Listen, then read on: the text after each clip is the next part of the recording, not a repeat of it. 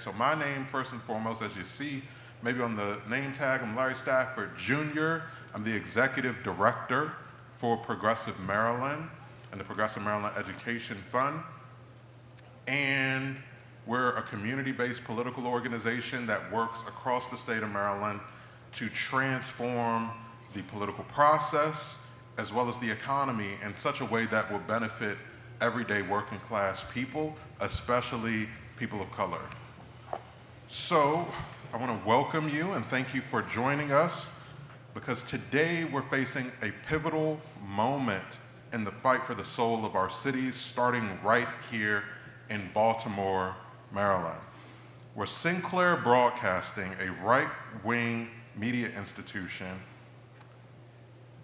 known for pushing MAGA and other right-wing talking points, is attempting to dismantle the foundations of democracy here in Baltimore and take power in a traditionally democratic or more progressive-leaning city. They're not only buying up local TV stations across the country. Recently in Maryland, they also bought the Baltimore Sun. Their multi-millionaire owner, David Smith, has already acquired the Fox 45 within the city, and they act as a bit of an unusual media institution in that they also have what seems to be a political arm where they're pushing 2 ballot measures that threaten to eliminate city council seats and slash property taxes nearly in half. So these measures are not just local issues. They're a part of a broader, insidious strategy to undermine progressive values and dismantle the power of working people, especially working people of color. This is an urgent call to action for national progressive activists. The stakes couldn't be higher. If Smith and his network succeed here in Baltimore, it will not stop in Baltimore City. These tactics can be spread to cities across the nation, eroding democratic institutions and crippling communities. So we have a powerful coalition of progressives and labor organizations and a coalition called Baltimore City is Not for Sale, standing up against this corporate takeover.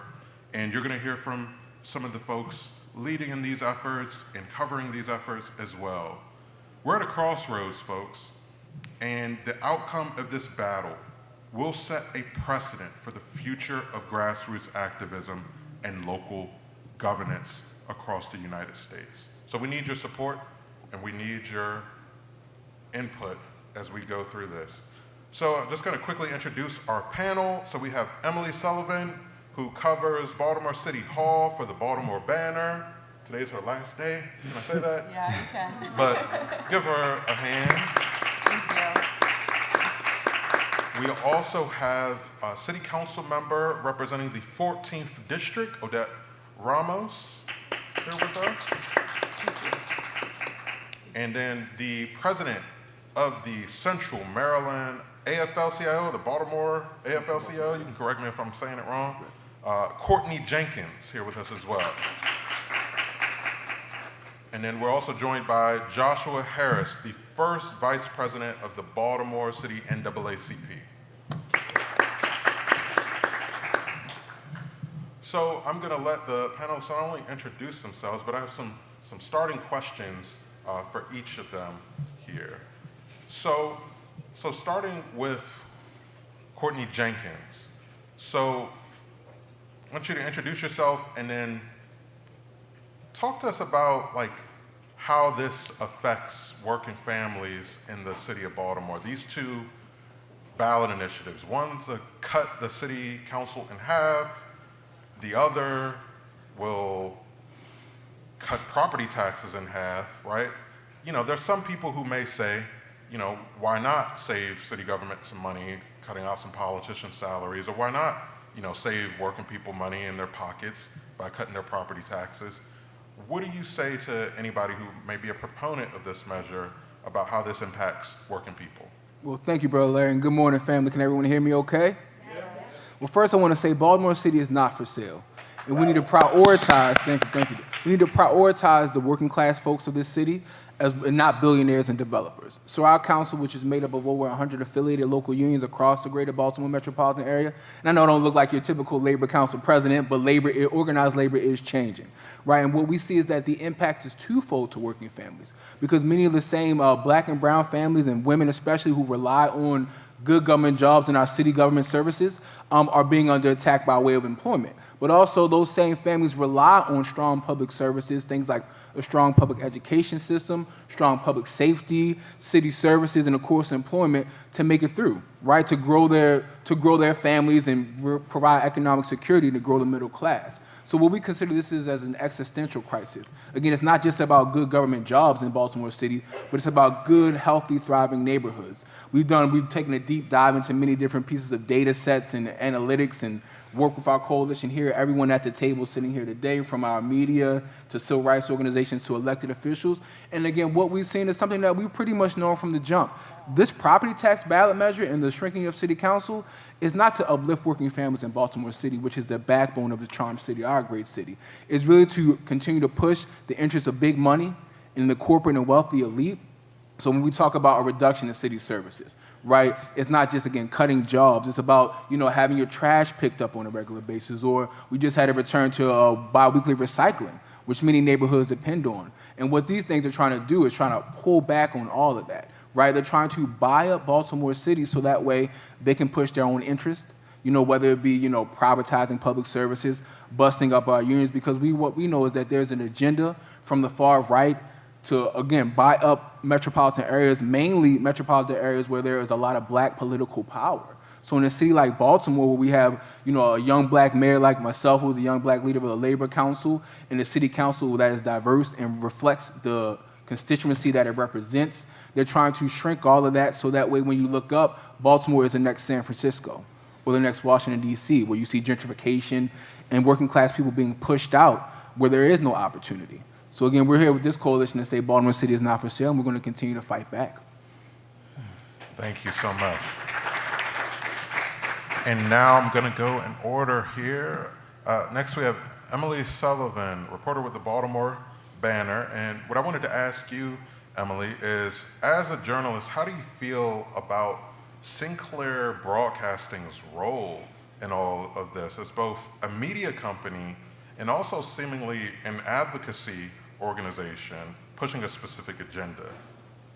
Right. Thank you for having me. I'm excited to be here. I want to just briefly provide some context for the ballot measures we're talking about. So Baltimore is a city where, depending on what pundit is talking, there are either democracy-led ballot measures or signature-led ballot measures or citizen-led ballot measures, meaning you can collect enough signatures if they're verified as Baltimore residents by our Board of Elections, and if your language passes legal muster, your ballot question can go before voters in November. Baltimore is a really unique city, as far as I understand, about how this process works. So in a lot of cities or in a lot of states, if you're trying to get something on the ballot, you need, depending on where you are, like 5 to 12% of registered voters who voted in the last election to sign and have valid signatures. In Baltimore, it's a flat number. It's 10,000.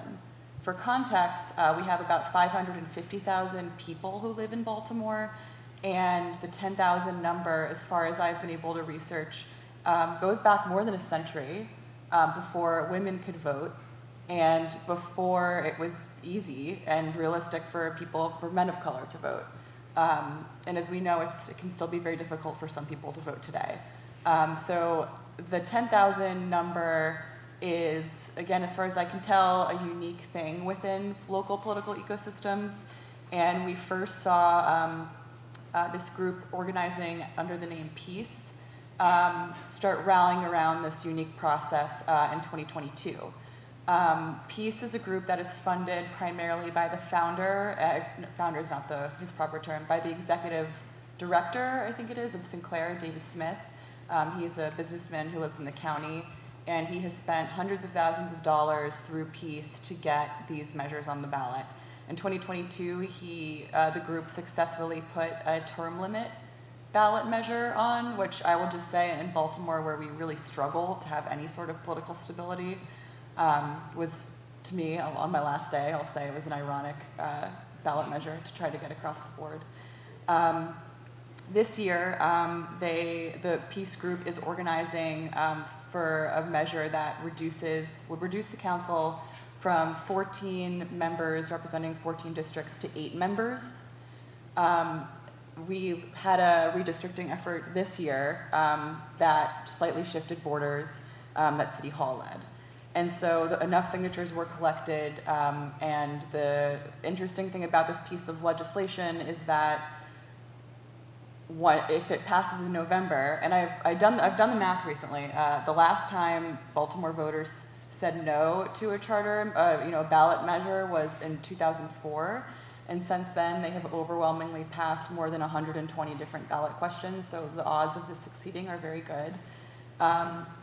Once, if that measure passes, the remaining, the council people themselves will kind of have to decide how those measures get redrawn. So it's a very broad purpose. And then with regards to the property tax measure, that is more primarily funded by a group called Renew Baltimore.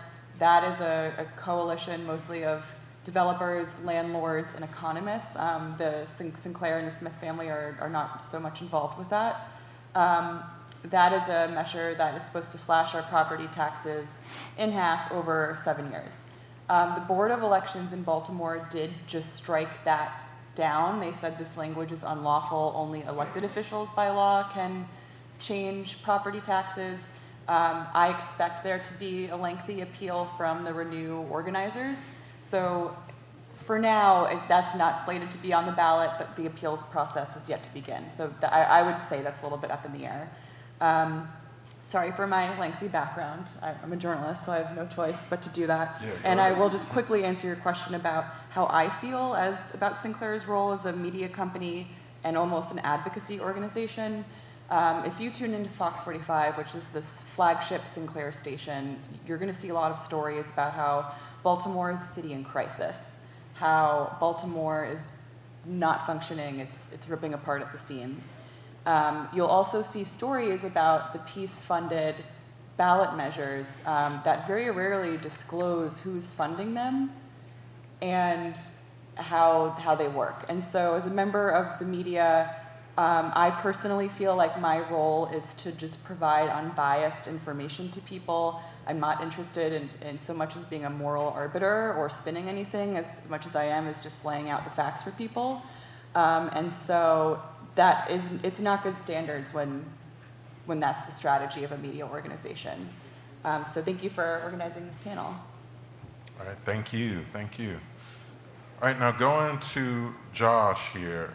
So what would you say as a NAACP vice president, what are you seeing as the implications for civil rights in the city of Baltimore with these two ballot measure questions potentially being on the ballot, one of them at least? Yeah, no, thank you so much for having me. Again, I'm Joshua Harris with the National Association for the Advancement of Colored People. And I think that history is important. We're the nation's oldest civil rights and voting rights organization, and our mission is to abolish racial discrimination on all fronts, right? And so understanding that history combined with the history of Baltimore City, we just turned 296 years old, almost 300 years old, right? And understanding that in that 300-year history, which is a long history, Baltimore City is the birthplace of redlining as we know it. It is the place where more than 150 years ago, they took a red pen on a map and said people of color can only live in these areas and these areas. And cities like where I'm originally from in Chicago took that model and said, we can do it and we can do it even better. And so what we're looking at with these ballot initiatives is essentially an attempt at a reconstruction and revitalization of modern day redlining centered on the specifically race and class. I'd say less so race, but more so class. And when we look at who's funding and who stands to benefit from this, it is wealthy people, right? People with money, people with means. Essentially, these two ballot initiatives destabilize our democracy and remove the voices of a large majority of citizens who deserve to have a voice in the process and a voice in how their city moves forward. at the NAACP, our mission is to ensure that the most vulnerable amongst us have a voice and have a say. And so when we look at things like reducing the size of the council, that's taking away our options for voice. We should be looking at how do we bring more voices to the table? How do we include more people in the process? That is what democracy is all about, not limiting the voices and limiting the people who have a seat at the table. And essentially when we look at specifically I want to talk too about the property tax reduction, there's this thing that, oh, if we cut property taxes, people will flock to Baltimore. But understanding that if we cut property taxes, but we also cut city services, no one's going to say, I want to move to a place where my city services have also been cut in half. And I'm not sure when my trash may get picked up or if my house catches fire, if we'll have enough fire department to get there, right? And so understanding the ramifications of these ballot measures is critical. And most importantly to us, I think that this is an opportunity for organizers and change makers and people who want to create a change to really shift the narrative in how we continue to fight for what's good and what's just and what's right. And what I mean by that is that I've worked for a lot of advocacy organizations, whether it be in civil rights, women's reproductive rights, education, and I'm a communications person by trade. In that experience, more than 15 years of experience, I personally have overseen the spending of millions of dollars on message testing to figure out how we move people emotionally to get them to where we want to be. If just a fraction of that money was spent on education and outreach and organizing, we would really shift the dynamic. And Emily mentioned that when we look at the ballot initiatives that have passed in Baltimore City, there hasn't been one that's been struck down since 2004.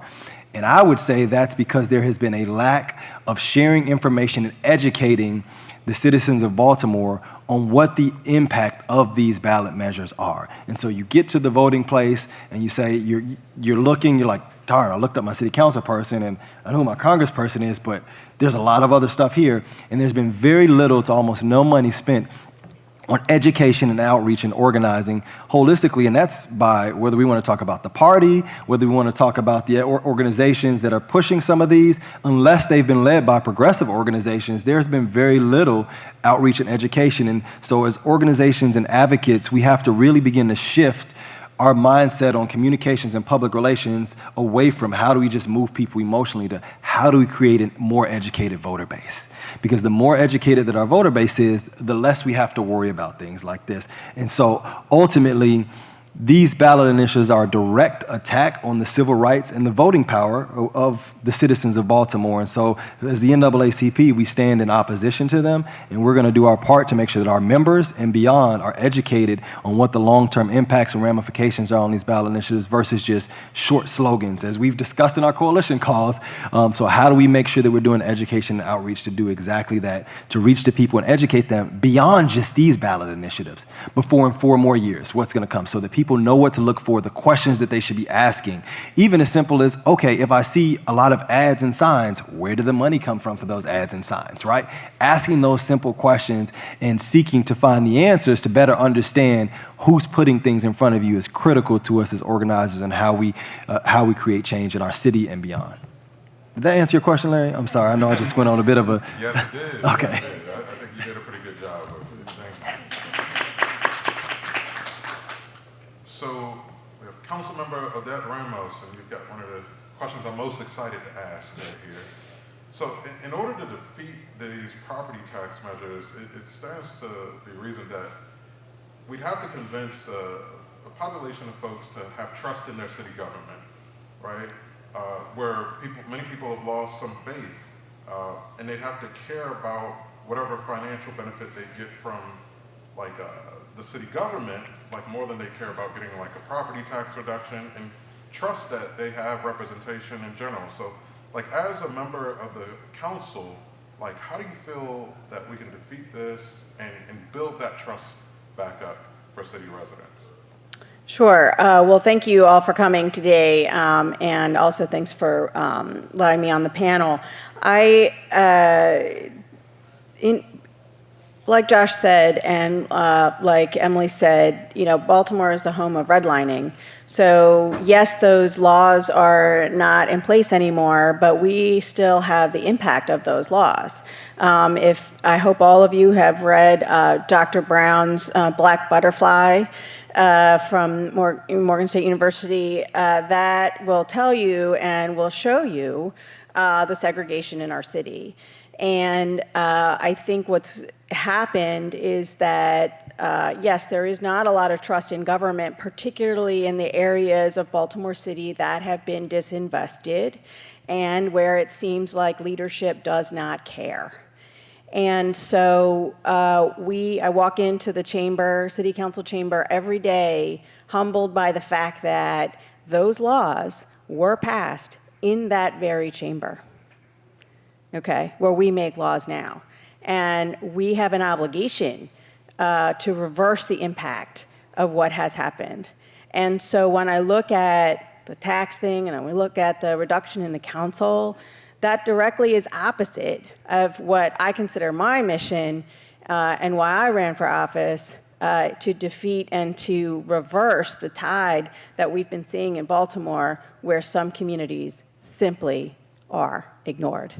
What will happen when there is a reduction, when we reduce the council in half? Those neighborhoods will continue to be marginalized because we will not have enough time as council members. I spend a lot of time in the areas of my district that need it most, physically in that space, making sure that people are getting the services that they need and attention from city government. That will not happen when we have, this reduction. And also that our city, our leadership needs to reflect what our city looks like. I am the first, and so far the only, Hispanic elected official in Baltimore City. And the reduction in the amount of people on the city council will do two things: make sure that Hispanics have less of a chance, and Black community, others will have less of a chance. There's also only 4 women on the council of 14.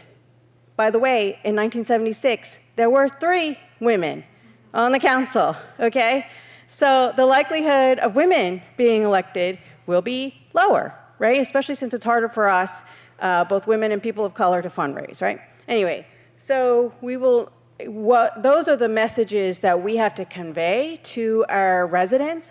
Why would you vote against, or what I should say, why would you vote for reduction in representation? Why, right? Now, some people say, well, it'll save money, because you don't have to pay for, so much staff.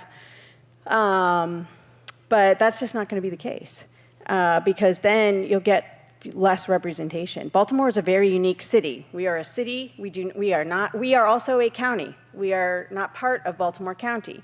So we don't get support from anyone else. It's us. That's it.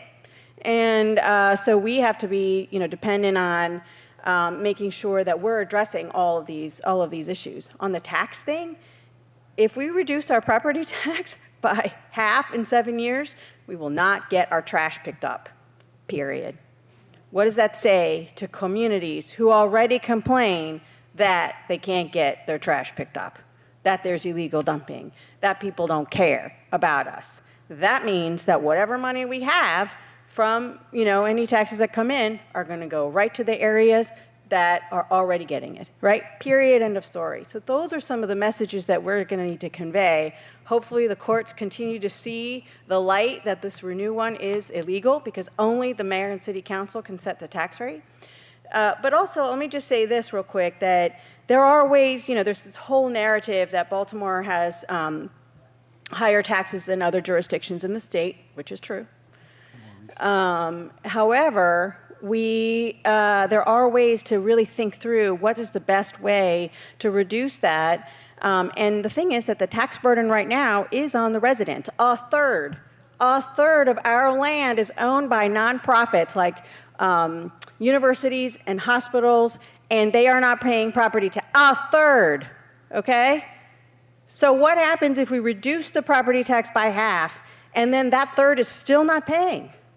But yet, we know that that third it gets half of the police and fire resources in our city go to that third. Is that fair?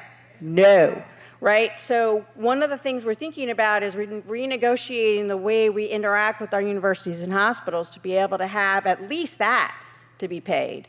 And we're also working on getting more control over our tax cuts and tax breaks and tax incentives. I'm actually on that group, or I should say, I'm not on that group.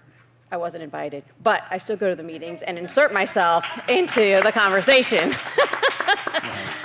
And so there's a lot there that we need to work through, but I think if we make these points to our residents, that we do have a plan for reducing property tax at some point in time, but not drastically.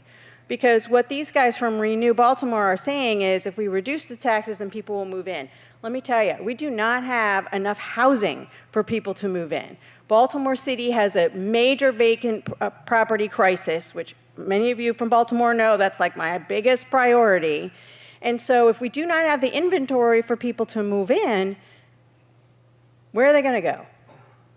So we need this revenue that we get from our property taxes now to be able to borrow more money and be able to invest in the communities that need it most so that renters can become homeowners and that people who move into Baltimore can get one of the most amazing homes. You cannot get homes anywhere in the U.S. like there are in Baltimore. The historic homes, they just don't make them that way anymore. So rehabbing those homes, allowing for people to come in, making sure we're making those investments, that will broaden our tax base, and then we can be able to lower that. So now, when people go to the ballot box, they're not going to listen to me for 10 minutes talk about this, right? So, so our messaging is going to have to be very succinct. Vote no for this, and here's why very clearly. But we can, of course, make the broader statements later. So I'm just all that to say that there's a lot at stake here. And I want to just also say that Sinclair is going after every single city in this U.S. They are buying up media every single city. And so they will start doing this in every single city. And so we just have to be ready as activists, as elected officials, to recognize what's happening and be able to start that grassroots work of saying, yeah, if you want to watch Fox News, please, first of all, don't do it. But second of all, understand where they're coming from, right? And that is going to be the tough part. But we have to start now. So those of you who are not from Baltimore, we need you to start now in your cities because they are coming. And they're going to try to do exactly what they've been doing in Baltimore City. We will defeat them. So we need you to get ready too. Thanks. And if I can add to that, Larry, too, the title of this panel is Right-Wing Media, but I really want to point out to the fact that this is about the wealthy elite. Yeah. Right? It's a lot easier to buy 8 council seats and run all the progressives out right. than it is for 15, 16 council seats, right? Yeah. If you cut property taxes in half and now the city is short on resources, those who get fire and police services are those who can afford them. Yeah. Right? So understanding the impact of, let's just put it out there, capitalism on all of this and big money interest is key and critical to understanding how we not only fight this now, but how we look at it moving forward in other cities around the country. So the money component and the wealthy elite being able to buy and really shifting towards a situation where those who can afford services are those who get them versus services that everyone should have access to, getting access to them. And then if we want to look at what's happened, of course, federally on the Supreme Court overturning certain decisions and now agencies not being able to be the experts and being able to put regulations in place and a deregulation, we're really seeing right in front of us the shift towards if you got it, you can buy it. But if you don't, you won't get it. And I think that's important for us to understand what could potentially be the beginning of Hunger Games. Yeah. Really great points. I appreciate that you point out the economic, structural aspects of this.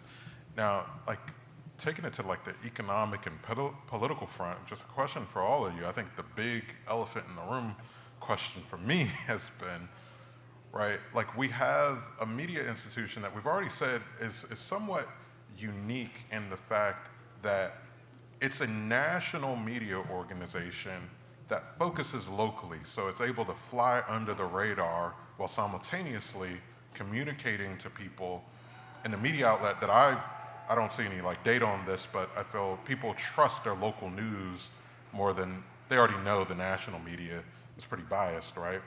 So they have that type of media arm, and then they have money as well, and then they have the ability to run what seems to be like a political operation. I guess Fox News is probably the best comparison because they do that to some degree, but at the local level it's very powerful. How do you all view that we can not only beat Sinclair and their allies amongst the corporate class in Baltimore, but, you know, beat them back because they've got an agenda that they're running in the city?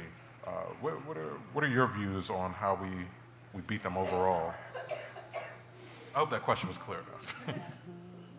I can just quickly answer one part of that, which is that in 2022, during when this group introduced the term limits, I'll tell you behind the scenes, people were scrambling and confused about why it was being introduced, because as I said earlier, political stability is not something we've experienced and hadn't experienced for like many terms over on the mayoral level. And I would say that union groups were much slower to respond to it. Elected officials, I think, somewhat understandably, did not necessarily want to organize around term limits because they are very popular with voters, and I think it's easy with, depending on your messaging, to worry about appearing too self-interested to your voters and constituents. I will say that this time around, the people that are organizing against this ballot group are doing so much earlier, with much more people, much more door knocking, much more unified messaging. I've noticed that as a member of the media, and to me that suggests, there were lessons learned among this group of people from 2022 about how to organize before November of this year. I would agree with that we were caught not paying attention when they did the term limits. And the term limits proposal, I mean, there's other jurisdictions with term limits, but this particular proposal is bad because it is, 8 years, 2 terms for everybody.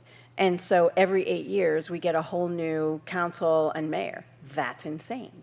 In other jurisdictions where there are term limits, there's at least staggered, or maybe it's just the executive, or maybe it's just the so we have to take care of that in a different way. But yeah, people saw the petitions being signed. I have a very big farmers market in my district, and kicked out those guys. You guys can't be. It's totally illegal, but can't be here. So we were aware much more quickly that this was occurring. And I think we are, as both the city council, along with the allies that have already started organizing in the labor movement and progressive groups, to take this on as well. And again, I just think that every city needs to start getting ready for something like this happening in your jurisdictions. Now, in Baltimore City, actually in the state, the only thing that can go on the ballot are changes to the charter, not just regular legislation, right? But there are other cities and other states where people can do legislation by ballot initiative. So I think there's much more of a warning, I think, in those jurisdictions, because who knows what kind of stuff is going to be proposed. So that's not the case in Baltimore and in Maryland. Yeah, if I can add to that too, with these, this is the first time at least that I've seen this in my 14 years in Baltimore City, where you have labor organizations, civil rights organizations, elected officials, and business organizations all on the same page against these ballot initiatives. Right. You rarely see that, right? We rarely all agree on the same thing. And so that says a lot and speaks volumes that you have such a unified front against these ballot initiatives. 2, I was just having this conversation like 3 weeks ago with a fellow activist and advocate about being exhausted when you're on the progressive side of things because you're always on the defense, and it's like there's always something that you have to fight. And for us here in Baltimore, the NAACP is like a catch-all, from housing to wrongful termination, all sorts of discriminations. We get it all. And it constantly feels like we're fighting in defense.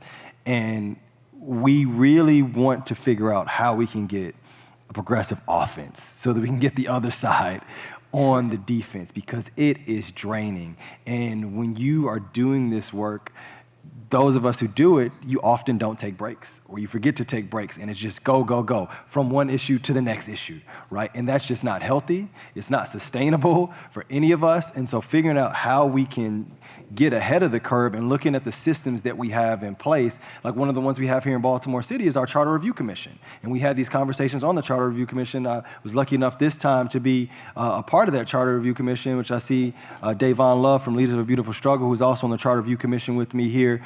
And we had conversations about the importance of us needing to make the Charter Review Commission meet constantly, instead of right now the way they're structured, it only gathers once every 10 years, right, in order to prepare to make adjustments to the charter and to be able to put things in place and have good people on that Charter Review Commission that are looking and having foresight to figure out, okay, we can anticipate this. This is what we can put in the Charter Review to protect all of our citizens' rights, right? And looking at putting other mechanisms in place. And whatever your jurisdiction is, to have that long-term foresight just instead of just a short-term response. That's critical. And I don't have the answer right now, Larry, but we need it because I'm tired. Would I can add to that? Yeah, go ahead. And as Brother Josh pointed out, build coalitions, right? So when you go back home, reach out to your labor councils, reach out to your civil rights organizations, to your elected officials. Because when we initially engaged in this, we realized that going up against a media conglomerate like Sinclair was going to take coalitions. But also, don't just join those coalitions for the one and done. Recognize that they're playing a long game, and we need to play that long game too. So when that recent the recent decision from the Board of Elections came out, they kind of squashed the ballot measure. We were asked as labor, are we going to continue to engage in this fight? And I said, yes, labor is going to be here for the long run.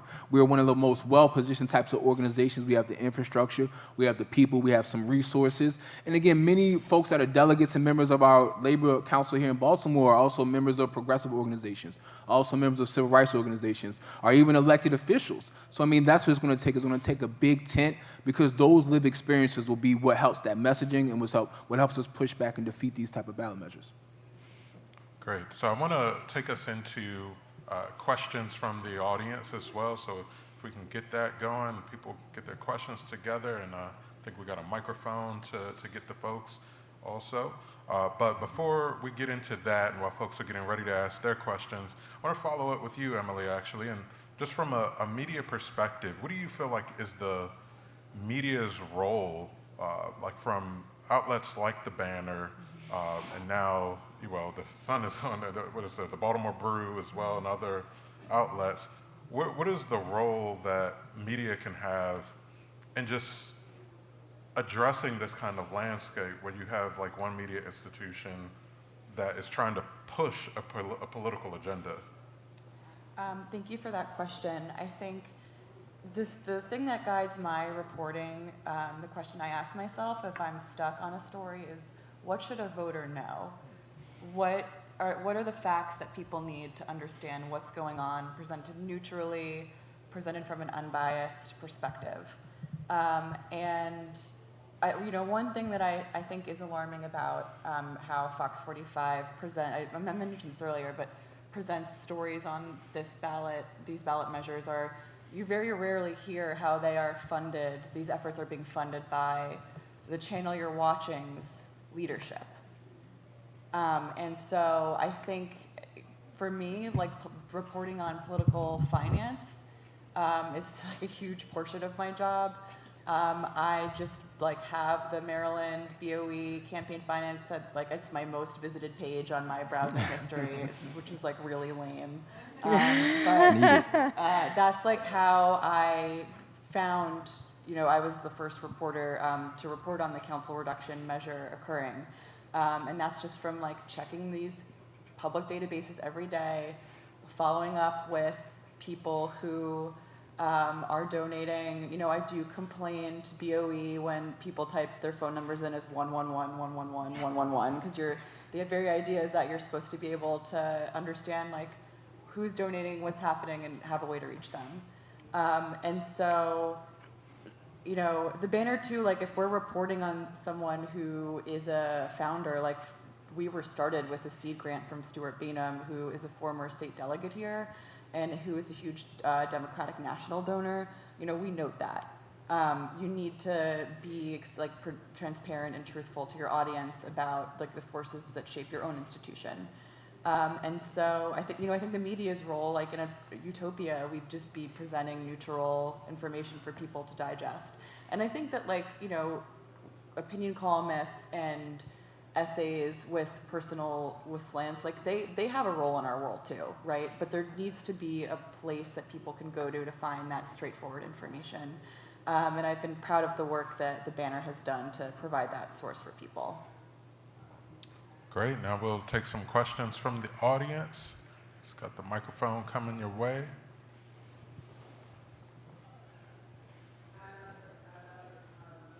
I live in Baltimore City. My name is Amanda. I live in Hamden, but on the west side of Falls. So That's okay. Yeah. I don't know that this is a question so much as an observation or a suggestion to the banner, but one thing that drives me crazy is that Sinclair doesn't charge for their information, and the Baltimore banner does. So if people want to get that, you know, that unbiased information, they have to pay for it. And so it's kind of hard to blame people when that's, you know what I mean, the case. And it is very frustrating because I find so many of your articles are behind a paywall. Also, I was wondering if you guys could name the organizations in Baltimore by name that are doing these things. Excuse me, I've had a lot of coffee. My next door neighbor literally works for Sinclair. I think about it every day, and it's kind of so it's kind of terrifying too that he's from Maryland, his whole family, everybody he knows, his community knows who he works for and listens to his talking points. I'm sure he's a fine person, he's a decent neighbor, he could mow his lawn more. But like besides that, I guess those are just the two things I wanted to know and also point out. Thank you. I would love to respond to your first point. I totally hear what you mean, but like I need health insurance and I need a place that's gonna pay me so I can do this work. I think there's a trend in media, you know, like sometimes I look around and I'm in a space where everyone went to Harvard or Yale or Georgetown and graduated with no student debt. And like that wasn't my reality. Like I'm able to work at the banner because I'm making like a living wage. If you wanna work at the Sun, starting salaries are around like 32K. And that's really difficult to pull off if you are someone young with debt and trying to figure your way in the world. I also want to acknowledge, like, that's a totally valid point, and one thing the banner does that I'm really proud of is they partner with the library system, with city schools, with different universities to provide access to people for free. Like, I believe the way it works is if you're sitting in a library, like your IPN or whatever it's called can visit the banner and like bypass the paywall system. I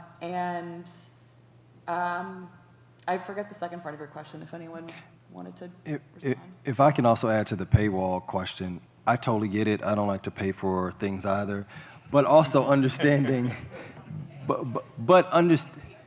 yeah, easily accessible. I totally understand it, but also understanding that when there's free media, it's not free. You're the product that they're selling to advertisers, right? And so knowing that, I think that when most people realize that, it's like, okay, I'll pay the 99 cents, right? And as for the NAACP, we oftentimes, everyone on our executive board, we pay for memberships for them so that they can have access to and get access to the articles and understand what's happening. But that's a really great point that comes back to being able to support, like one of my favorite media outlets is Democracy Now!, right? I'm a donor. because I want to make sure that that information continuously is able to be accessed by people, right? And so being willing to invest, just like we do nonprofit organizations, we want to make sure that we have media that is giving us unfiltered, actual, unbiased media coverage. And so being willing to make those investments so that others can have access to it, I think is important too. And I know that's not an answer for now, but I think it's also an indictment on the overall structure of our system as a whole, on where we have gaps that we need to address. And capitalism, which clearly I've said twice now, and so this is the thing for me, understanding the impacts as we shift into really the haves and have-nots, and most of us are teetering on the edge of have-not, and understanding that I think is critical. So just add that in. To your the second part of your question around being very clear and obvious who is doing this, that's definitely going to be part of the points on this campaign. It's MAGA Sinclair is going to reduce your representation. I mean, I don't know if that's the point, but that's not the exact wording, but there's going to be no question that we'll be very clear about who it is. And they work hard to cover that up too. And so we've been doing research as a coalition to try to identify, for months now, trying to figure out who are the actual people and organizations behind this. And so it's like a game of, what's that 3-card Monte where they're hiding it. And that's intentional. Thank you. That was a great question. I guess, sorry. So my name is Makita, and I'm actually from Baltimore City. I live in Baltimore County. My parents are constituents of Councilwoman Ramos, so therefore I am a constituent by proxy. Because I'm very much concerned about, even though I don't live in Baltimore City, but helping them out and their home and everything like that. So not having, or them reduce, the idea that the council could be reduced and we wouldn't have councilwomen like Councilwoman Ramos, as my mother calls her, Odetta. We get her newsletter. I read it. I mean, being involved with what's going on. I read the news, but the newsletter that you send out, we look at it, we read it, we see what's going on, what's coming up. And that's where I get a lot of my news from. That's how I know what's going on in the district and in the city. So I wanted everybody to know that when you say, as far as news and getting the word out, I think newsletters are a way that you can also get that information.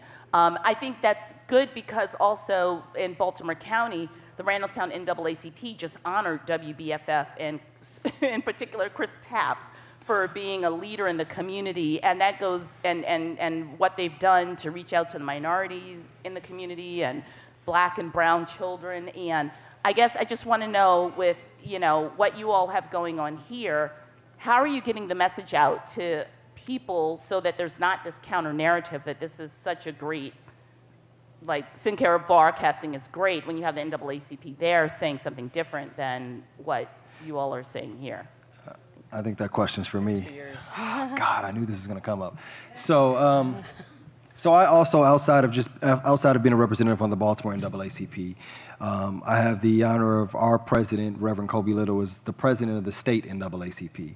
And one of his single greatest missions has been to make sure that the state is on a unified front on issues. And he has done a great job in not only doing that and building a coalition from Western Maryland down to the Eastern Shore. Our only thorn in our side has been the Randallstown NAACP. And I will put that, and so that is something that we're working on internally to make sure that we are on the same page and one accord, including Randallstown NAACP has come into Baltimore City and try to impede upon some of the things that we were working on as if the jurisdiction. And so that's an internal issue that we're working out. But I will say that the rest of the state, for the NAACP, as far as it goes, is on one accord, on one front, and those things do come. I also sit on the executive board for the state NAACP, and I'm on meetings where we're briefing and our presidents are updating us and we're saying, well, this is a state issue, this is a local issue, and this is what the national organization stance is on this. This is what the right thing to do is, and meeting and making sure that we're having those internal conversations and dialogues. And you are right. And unfortunately, and I don't think that it is intentional, I think that sometimes individuals are excited to get any form of attention.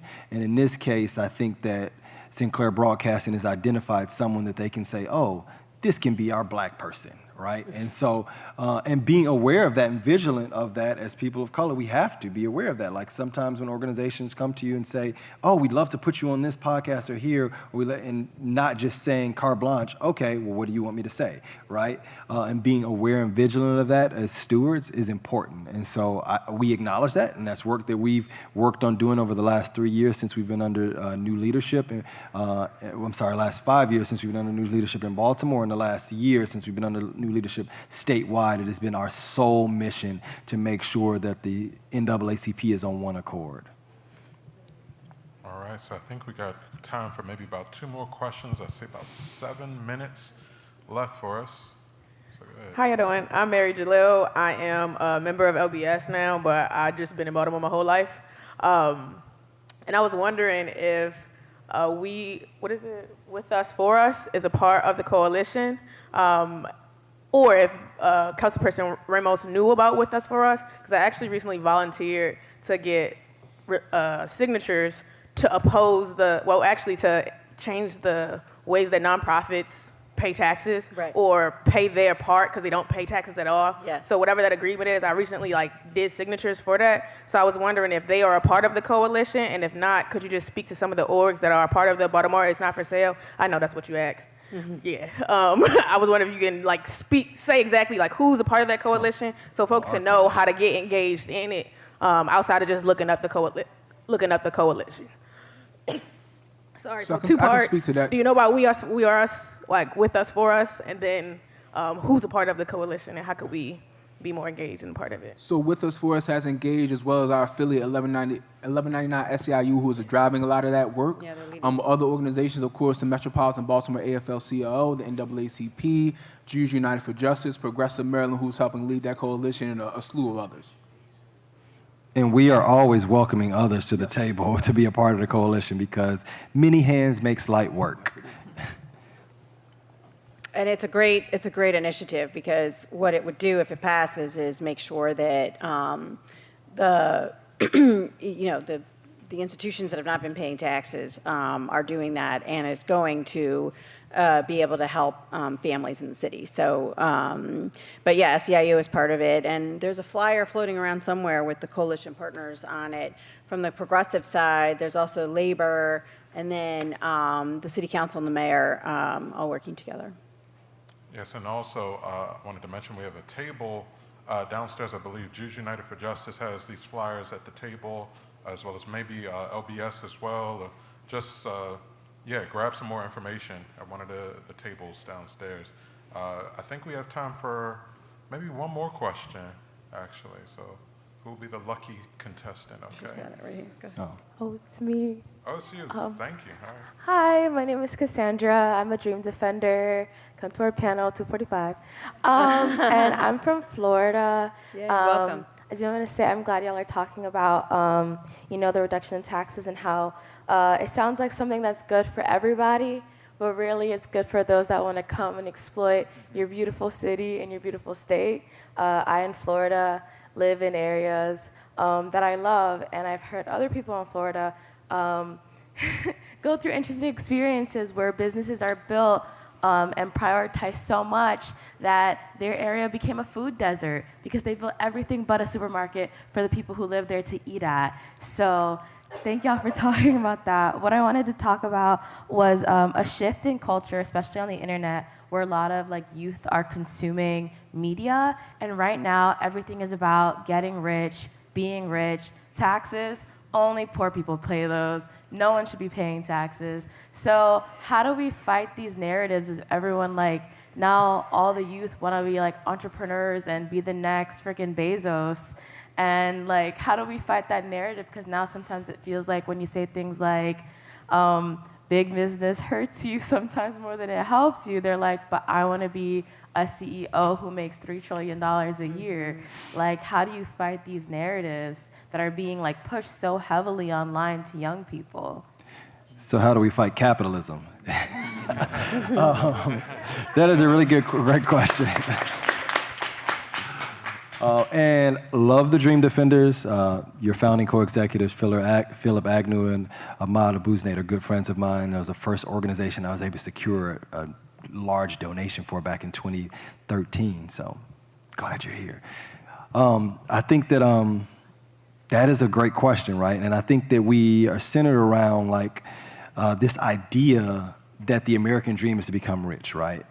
And the reality is that people talk about billionaires, but I don't think that people actually understand the concept of how much $1 billion is, right? If I were to give you $5,000 a day, starting today for the rest of your life, it would take 550 years for you to get $1 billion. And I don't know that people fully grasp that concept of what that looks like. And we really have to begin to educate people on the importance of we all do better when we all do better. And understanding that in order for there to be haves, there must be have-nots. And so the system is inherently broken and designed so that some have a majority of the resources while the masses have very little to no resources. And I think that that only happens through organizers, training and having these conversations and doing this work, not just when there's a campaign, but around dinner tables, or over lunches and coffees, and having these conversations, because we oftentimes talk about the successes of capitalism, but we never talk about the failures. And the reality is that globally, capitalism has failed us. The majority of people are in poverty, and we have to really begin to have those conversations about where capitalism has failed us if we're going to create real sustainable models that can make sure that all of us have equal access and opportunity to survive and to thrive. And there's models that exist currently or globally that we can look at and use and reference and we can apply. And we also have to begin to hold like our elected officials accountable to advocate for some of these progressive models that exist, right? And to do and understand the research to say that these are things that we can pass on a local level, right? Understanding that one of the greatest proposals I've seen come forward in Baltimore City a couple years ago was around participatory budgeting. And we've seen the Baltimore City Youth Fund be a pilot in what participatory budgeting looks like, but it's not enough to stop there, right? We have to continue to do that in other areas and see what participatory budgeting looks like. Public banking is another great model that looks at how do we remove ourselves from the stronghold and clutchhold of Wall Street and Wall Street institutions that are charging us 19 and 20% interest on our loans as cities and as states, and how do we take our funds that are given to us by our citizens and use them to make the investments to pour back into education, into housing. And so there's different models out there that exist, and we have to, one, educate ourselves on the successes and failures of capitalism, but then also the successes and failures of socialism and other models that exist. And then we have to educate ourselves on what are the models that exist to where we can counter and redistribute wealth and resources to make sure that all of us have a better chance to thrive. I'm sorry, I went on a bit of a rant. All right, so I think we're at time, but any other closing thoughts from our panel here? Like 30-second closing thoughts, shout-outs? Shout out to everyone in the room for being here, the panel here. Yes. Yeah, I wanted to add, we do recognize that working families need relief, right? And what Sinclair and a lot of other big developers are not saying, or what they're missing or not being upfront about, is that there are other ways to impact that relief. We're talking about, tax credits for low-income homeowners. We're talking about things that uplift renters, right, to get them in a position to one day purchase a home. I mean, I've been on the spectrum of housing and living wages, right? So, I started out, renting like most people. I was evicted a few times. I've been in West Baltimore, standing out there, my furniture sitting out on the street, so I know that spectrum. But I've also been on the spectrum of wages where I made a minimum wage, and now through the power of unions, I make a living wage. So these are the things that must be addressed before we start talking about property taxes. And to the sister's question right there, like, to all those young influencers, you need a strong city to have those good TikTok videos, right? You need a strong rec and park system. Businesses and entrepreneurs need roads and things that they can deliver their services upon. So again, there are a lot of ways to kind of push back against this narrative, but it's going to take everyone in this room and everyone watching on that live stream to make that happen. Thank you. All right. And I've been asked to plug, there's going to be a canvas on July 28th at 1 p.m. If you're interested in getting involved, getting out to knock doors, please see Zach right there in the burgundy shirt with the glasses for more information on that. And Emily, did you have something to say? I would end my remarks by encouraging you, if it's in your ability, to support local media that you feel is bringing something to your city, especially like like all news, including the banner, is a product and a service, and think about how much you use it. If you use it a lot, it might be worth pitching in to keep it up and running. Thank you. All right, well, thank you all for coming to our. Oh, I have one more today. thing, Larry. Oh, we got one more thing? All right. I'm sorry, I was just going to say really quickly, you guys are here doing the work because you're passionate about this work. But the reality is that everyone has something to contribute. And there's 10 two-letter words that my grandmother used to constantly remind me growing up because she was a labor organizer. 10 two-letter words. If it is to be, it is up to we. We all have a role to play and a part to play in creating changes in our cities, in our neighborhoods, and in our country. That's fire. Okay. All right.